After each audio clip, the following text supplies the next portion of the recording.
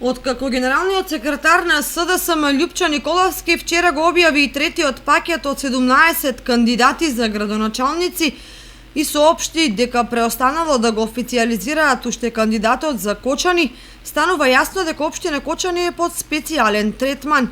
Тоа го потврдува и најавата дека одлуката ќе биде соопштена на 8 септември, денот на ослободувањето на Кочани.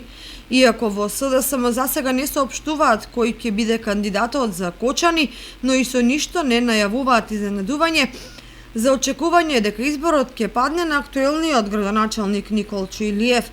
Ваквото тактизирање со кандидатурата предизвикува различни коментари во јавноста. Едни сметаат дека намерно се одолговлекува за како неофицијализиран кандидат Илиев да може да ги промовира започнатите проекти.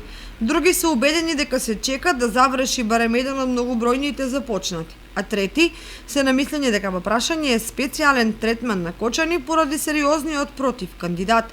Дури во спортски жаргон, по примерот на еден светски познат тренер на надпартискиот Илиев, му се додава прекарот специјалниот. Како и да е, исчекувањето и неизвестноста остануваат до 8 септември, кога конечно ќе се знае кој против кого во трката за градоначалник на 17 октомври.